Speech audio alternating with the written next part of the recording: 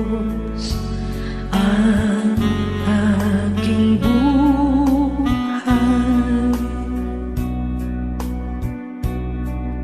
Ikaw at ako'y tanging handog lamang. Di ko ninais na ako'y isilang, ngunit salamat dahil may buhay.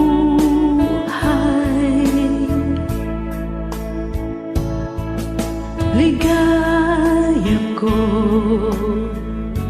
na ako'y isilang,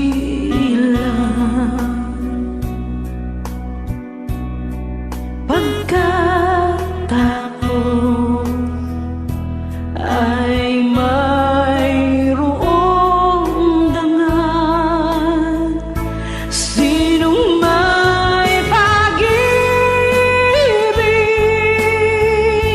sinong nagmamahal, kundi ang tao. Diyos ang pinagmulan. Kung di ako umibig, kung di ko man bigyang halaga ang buhay kong handog, ang buhay ko'y hinap sa Diyos. Kung di ako nagmamahal, sino ako?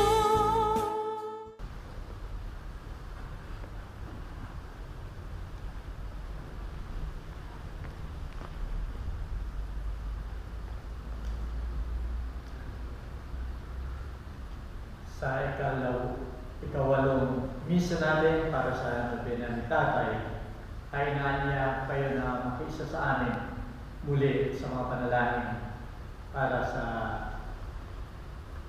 kaluluwa ni Tatay na kahanda kumarap sa ating Panginoon, at ang mga panalangin natin ay napakalaking bagay para sa Kanya sa pagharap na ito sa ating Panginoon. Sa ngalan ng Ama, ng Anak, at ng Espiritu Santo. Amen. Ang biyaya natin Panginoon Jesucristo, ang pag-ibig ng Diyos sa panliwanag ng Espiritu Santo ay sumayin ng lahat. At sumayin rin.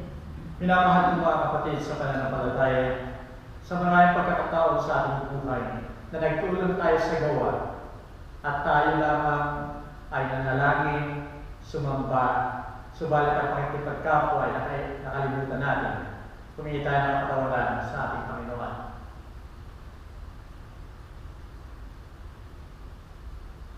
Ako'y nagkukumpisal sa Diyos na makapangyarihan at sa inyong mga kapatid, sapagkat wala akong nagkasala sa isip, sa wika at sa gawa, at sa aking pagkukulang, dahil sa aking sala, sa aking pinakamalaking sala.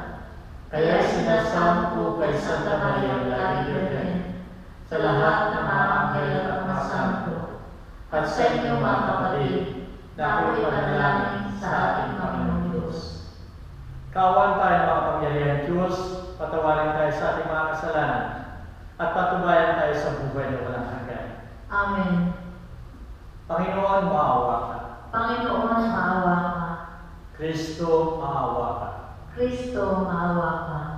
Panginoon, maawa ka. Panginoon, maawa ka. Manalangin tayo. Ama namin makapangyarihan, Ikaw ay maawain at mapagpatawad kailanman. Kami nananalangin para kay Tatay Honorio na iyong tinawag upang iyong makapiling. Pakundangan sa kanyang pag-asa at pananampalataya Maihatid nawa siya sa kanyang tunay na bayan at pagkamit ng ligaya walang hanggan.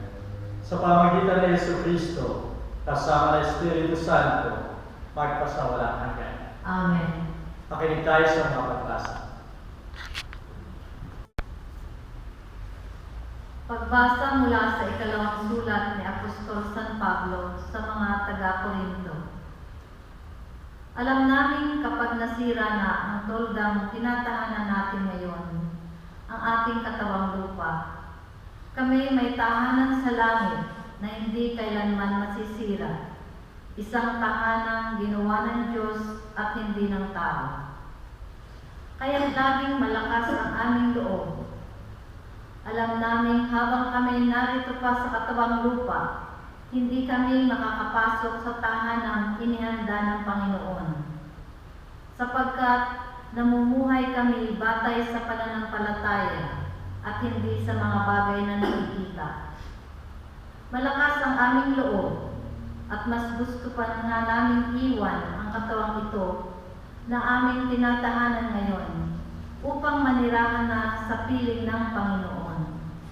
Kaya naman, ang pinakananais namin ay maging kalugod-lugod sa Kanya, maging nasa katawang lupa o maging nasa piling na niya.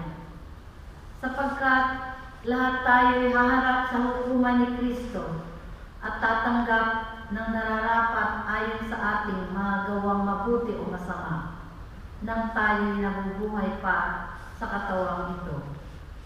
Ang salita ng Diyos. Salamat sa Diyos. Salmong tugunan. Hindi bigo ang sino mang umasa sa poong mahal. Hindi bigo ang sino mang umasa sa poong mahal. Ang kalooban mo'y ituro, O Diyos. Ituro mo sana sa abang mong lingkod.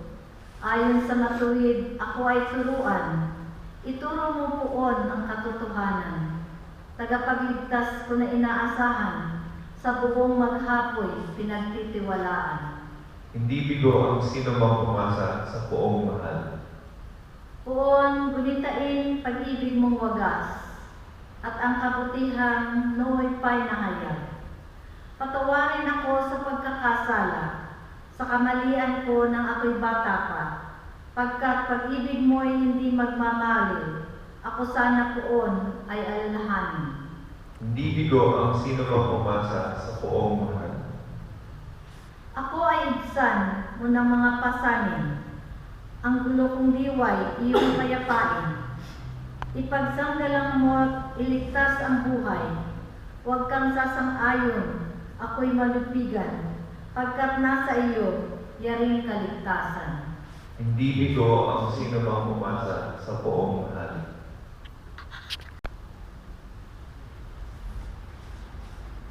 Alleluia, Alleluia. Kaysa sa pagkamatay, kasalo sa pagkabuhay, ang tapat kay Kristo mahal. Alleluia.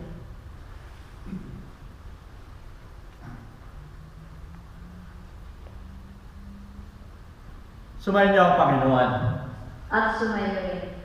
Ang pagbasa ng mabuting balita ayon kay San Mateo. Luwalhati sa iyo, Panginoon.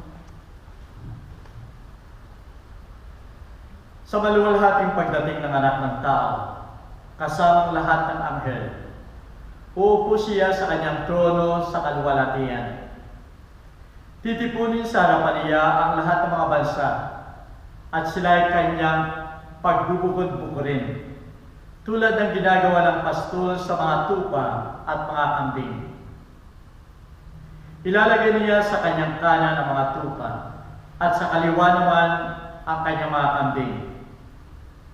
Kaya sasabihin ng hari sa mga nasa kanan niya, "Halik kayo mga pinagpala ng aking Ama. Pumasok kayo at tanggapin ang kahariang inihanda para sa inyo mula pa ng likhain ng daigdig. Sapagkat ako'y nagutom at ako'y inyong pinakain. Ako'y nauuhaw at ako'y inyong pinainom. Ako'y isang dayuhan at inyong pinatuloy. Ako'y hubad at ako'y inyong dinamtan. Nagkasakit at inyong dinalaw na bilanggo at inyong pinuntahan? Sasagot ang mga matuwid, Panginoon, kailan po namin kayo nakitang nagutom at aming pinakain, o nauhaw at aming pinainom? Kailan po kayo naging dayuhan at aming pinatuloy, o kayo hubad at aming dinamtan? At kailan po namin kayo nakitang nagkasakit o nabilanggo, at kayo ay aming dinalaw?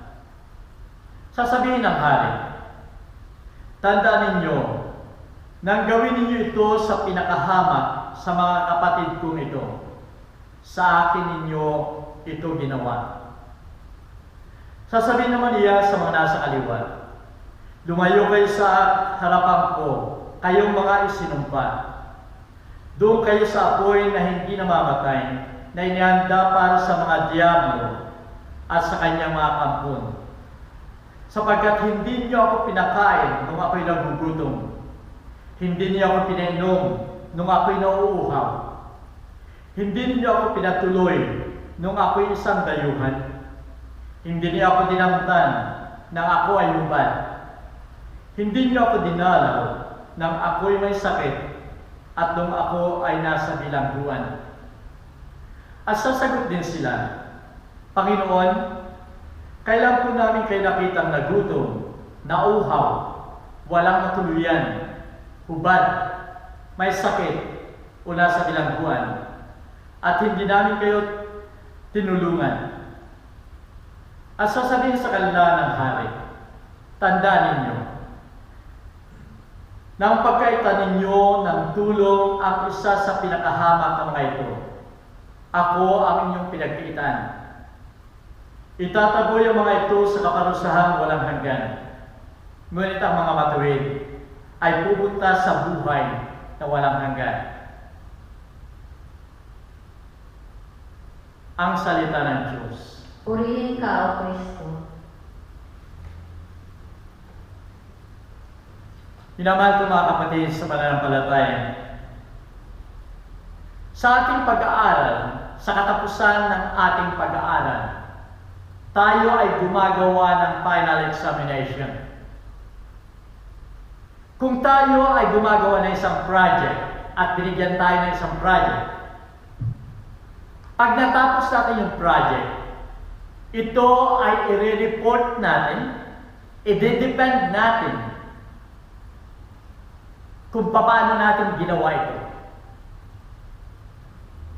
Sa mga gawain, halos lahat sa katapusan, tayo nagsusulit, tayo nagre-report, at ipinapaliwanag kung paano, ano ang ating ginawa.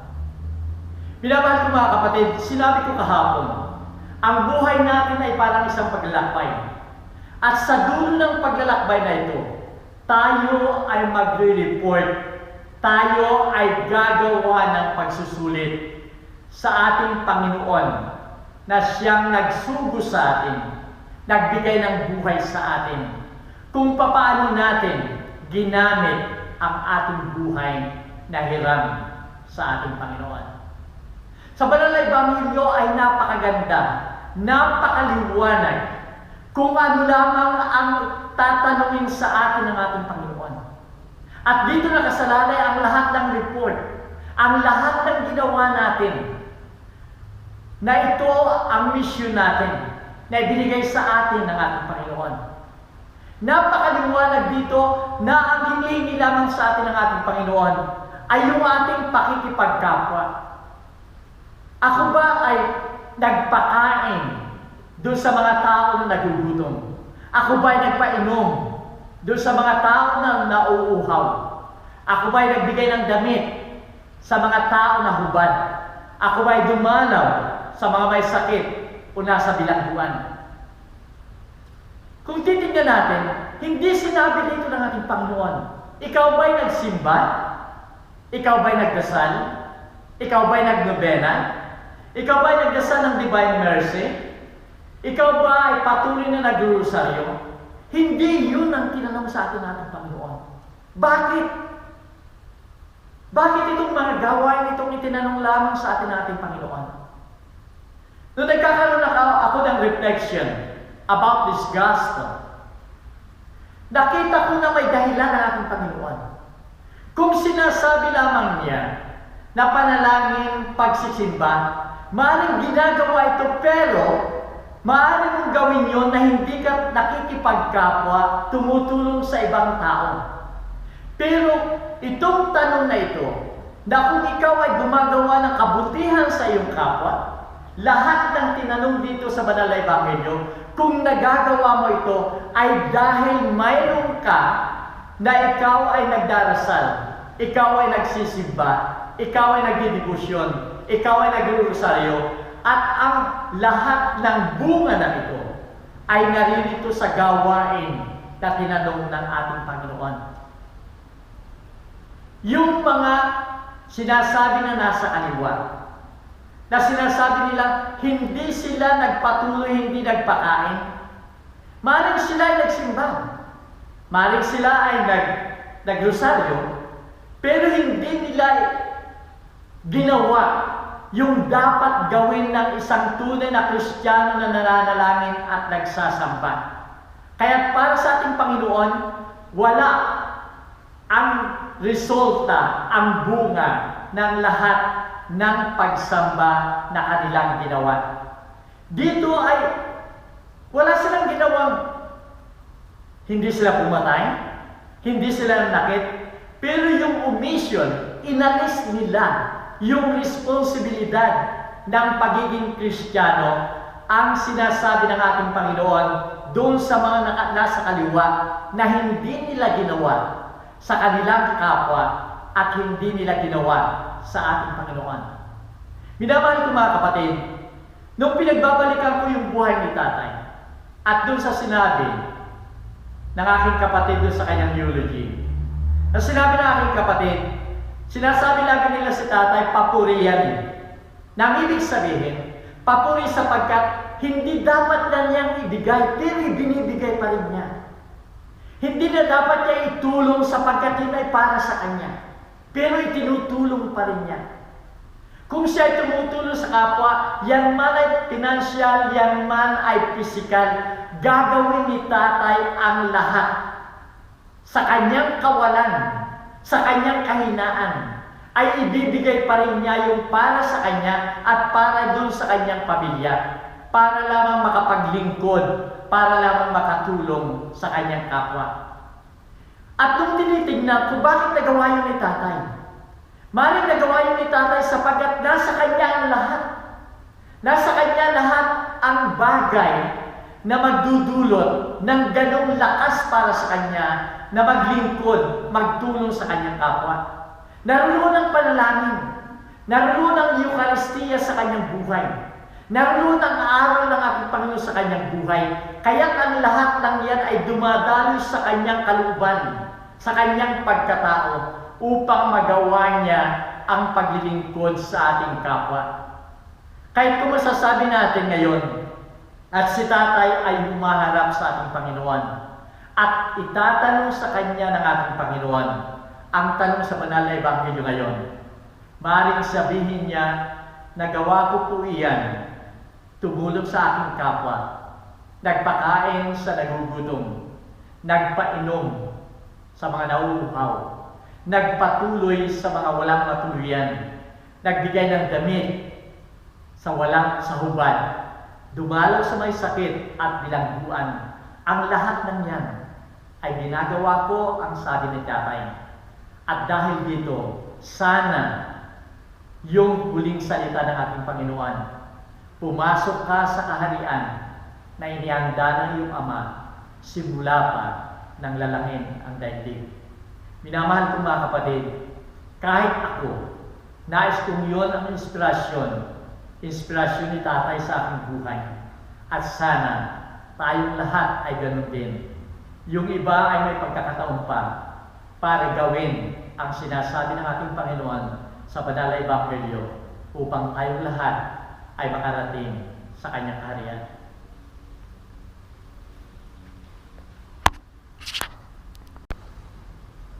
Panalangin ng bayan.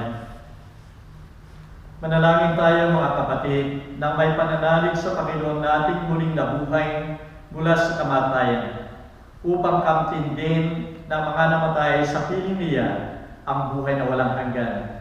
At sagutin natin ang bawat panalangin. Panginoon ng buhay, dinggin mo kami. Panginoon ng buhay, dinggin mo kami. Upang ang sambayang Kristiyano ay manatiling may matibay na pananalig sa Diyos na muling nabuhay lalo na sa panahon ng pagsubok at kahirapan. Manalangin tayo. Panginoon ng buhay, dinggin mo kami. Upang lahat ng humilay ng may pag-asa sa muling pagkabuhay ay masilayan ang luningning ng poong may kapal. Manalangin tayo sa Panginoon. Panginoon ng buhay, dinggin mo kami. Upang ang mahal nating yumao na si Tatay Honorio na tumanggap ng binhi ng pagkabuhay nung siya ay binyagan, ay pagkalooban ng palagi ang pakikipamuhay sa piling ng mga banal. Manalangin tayo sa Panginoon. Panginoon ng buhay, dinggin mo kami. Upang lahat ng mga nagkakatipon-tipon dito, balang araw ay makasama ng Diyos sa kanyang kalwalhatian. Manalangin tayo sa Panginoon. Panginoon ng buhay, dinggin mo kami. Panginoong Jesucristo, nilupig mo ang kamatayan sa pamamagitan ng iyong muling pagkabuhay. Hanguin mo kami sa pagkakasadlak sa dusa at kasalanan, tungo sa buhay na puspos ng biyaya at ligaya. Hiniling namin ito sa iyo sa pamamagitan, kasama ng Espiritu Santo, ngayon at pagpasawalang hanggan. Amen.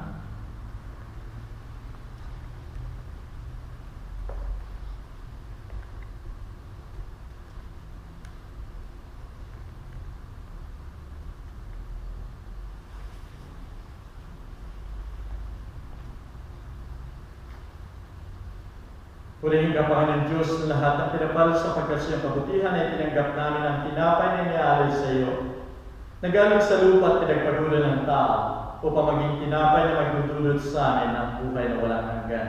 Purihin at ipagdangal ng Diyos magpakailanman.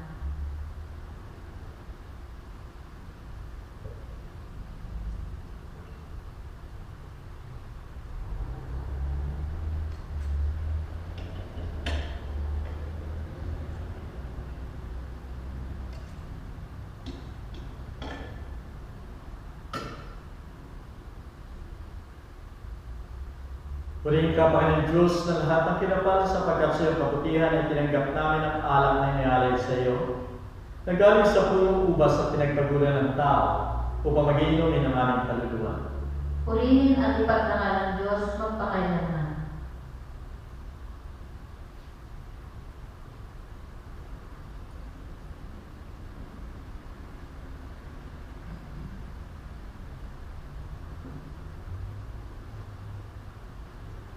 Panalangin kayo mga kapatid na pwede ating sakripisyo maging kalugod-lugod sa Diyos sa mga makapangyarihan.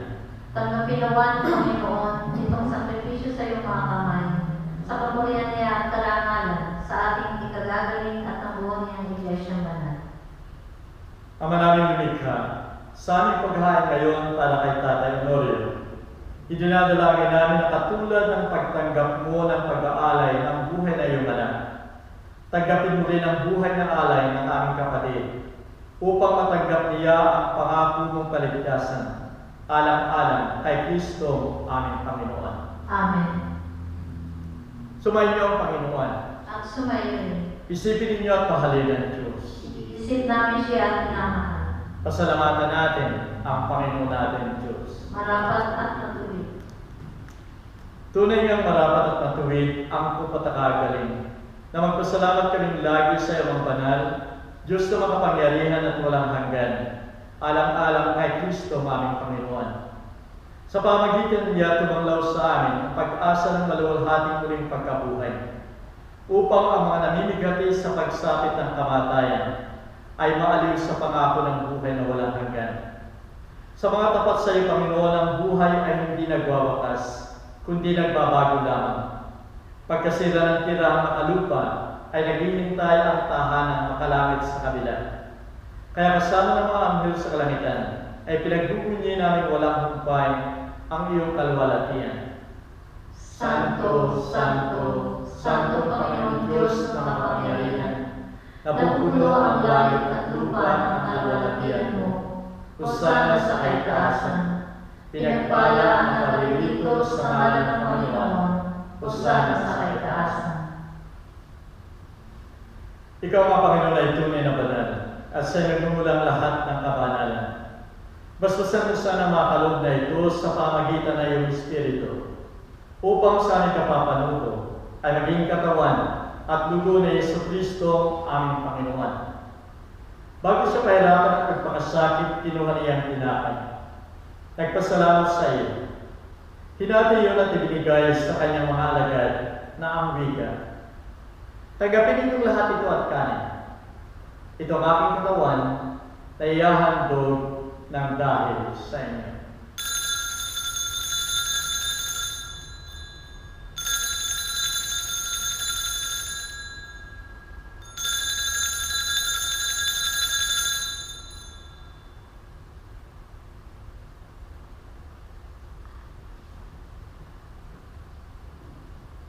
Gayon din naman pagkatapos ng hapunan, kinuha niya ang kalis. Muling nagpasalamat sa iyo at ibinigay yon sa kanyang mga alagad na ang wika. Tanggapin ninyong lahat ito at inumin. Ito ang kalis ng aking dugo.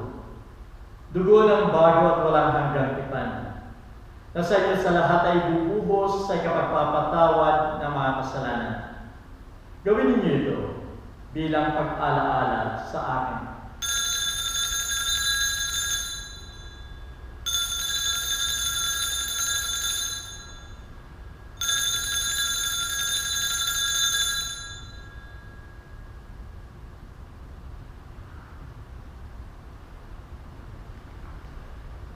Ipagdangal natin ang sakramento ng ating pananampalataya.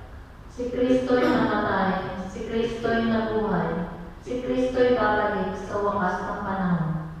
Kaya sa pagligtas sa kamatayan at muling pagkabuhay na iyong anak, inaalay namin sa iyo, Ama, ang tinapay na nagdudulot ng buhay at ang kalis na nagbibigay ng kaligtasan. Nagpapasalamat kami sa iyo sapagkat minarapat mo kaming tanggapin sa mahal mong harapan upang maglingkod sa iyo.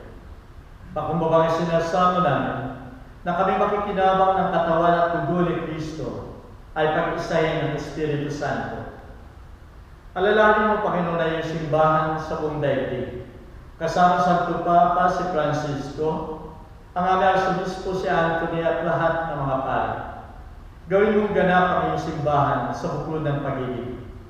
Alalahanin mo din ang aming mga kapatid na nahimlayan, na umaasang muli mabubuhay at lahat ng mga yumao. Tanggapin mo sana sila sa maluwalhati mong harapan. Maawa ka sa aming lahat. Gawin mo kaming marapat na pumasok sa buhay na walang hanggan, kasama ni Maria Bereng Ina ng Diyos, kasama ng mga apostol at lahat ng mga banal, na tumupad na yung kalooban sa lahat ng panahon upang magpuri sa iyo, alang-alang kay Jesucristo ng anak mo. Sa pamagitan ni Kristo, kasama niya at sa Kanya, o Diyos sa mga makapangyarihan, ikaw ay pinupuri at ipinagdarangal, kaisa ng Espiritu Santo, magpasawalang hanggan. Amen.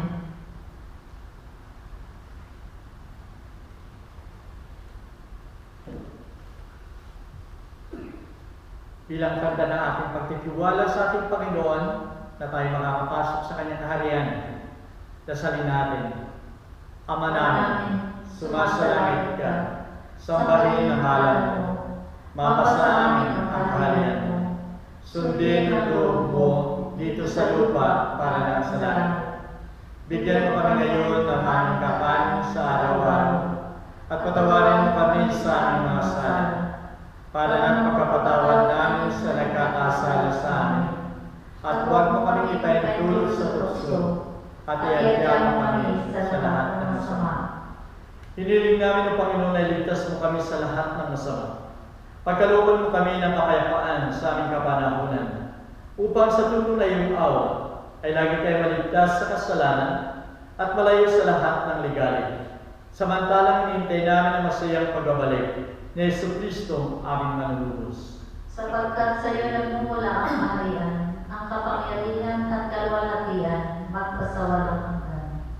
O Panginoon Jesucristo, sinabi mo sa mga apostol, kapayapaan ang iniiwan ko sa inyo.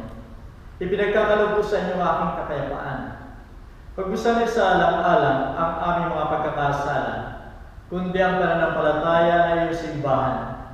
Pagkalooban mo siya ng kapayapaan at pagkakaisa, ayon sa kasisiya na iyong kalooban, nabubuhay na tagahari, magpasawalang hanggan. Amen.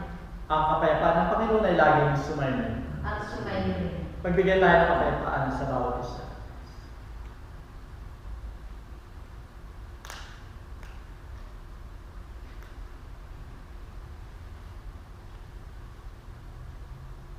Kordero ng Diyos na nag-aalis sa mga kasalanan ng sanlibutan, maawa ka sa amin.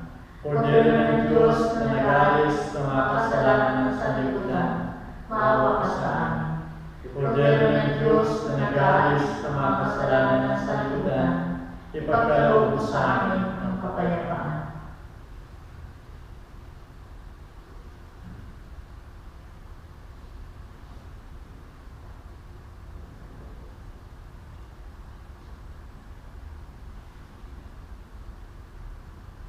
Narito ang kordero ng Diyos, narito siya nag-aalis sa mga kasalanan ng sanlibutan. Makapalit tayong tatanggap sa kanyang paging. Panginoon, hindi ako dapat magpatuloy sa iyo sa aking katawan. Ngunit sa isang salita mo lamang ay gagaling na ang aking kaluluwa.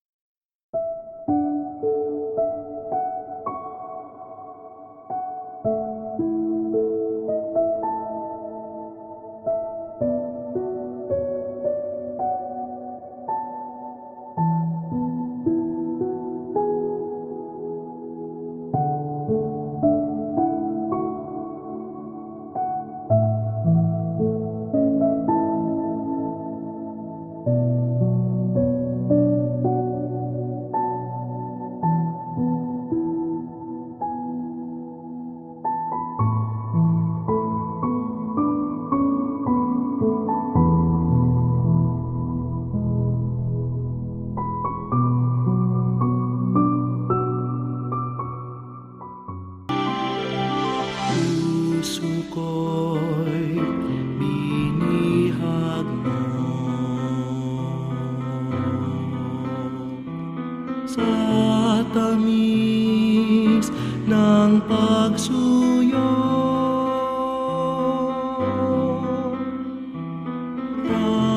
Tanggapin niya ring alay, ako'y iyo habang buhay. Anhin pa ang kayaman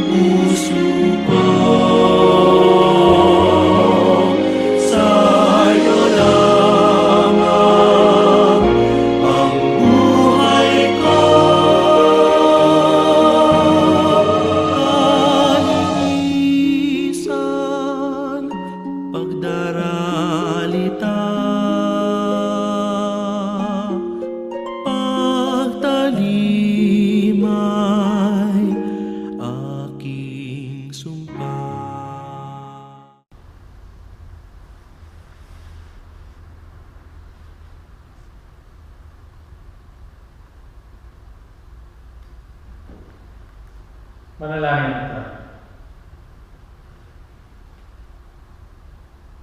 Aming mapagpalang Ama, ibinigay sa amin ng iyong anak na si Jesucristo ang sakramento ito ng kanyang katawan at dugo upang maging baon at gabay namin patungo sa iyong kaharian. Nananalangin kami na ang iyong lingkod na si Tatay Honorio na nakaisa sa piging na ito ay makarating sa tunay na pagsasalo-salo sa iyong kaharian. Hiniling namin ito sa ngalan ni Kristo, aming Panginoon. Amen. Muli ako'y nagpapasalamat sa inyong lahat sa pakikiisa sa amin sa mga panalangin para kay Tatay. At sana ipagpatuloy natin hanggang bukas sa kanya ikasyam upang mabuo natin yung lubi na masos na yun para sa kanya. Sumayin niyo ang Panginoon. At sumayin. Naway pagpalain kayo ng makapangyarihang Diyos, Ama, Anak at Espiritu Santo. Amen. Humayo tayong mapayapa, tapos na ang misa. Salamat sa Diyos.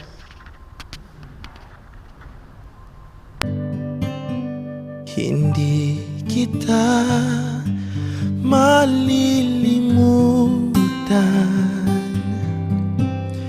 hindi kita pababayaan, nakaukit magpakailanman sa aking palad ang iyong pangalan. Malilimutan ba ng ina ang anak na galing sa kanya,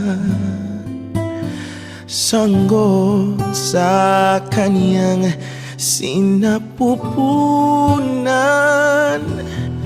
Paano niya matatalikdan? Ngunit kahit na malimutan ng ina ang anak niyang tangan, hindi kita malilimutan, kailan may di pababayaan. Hindi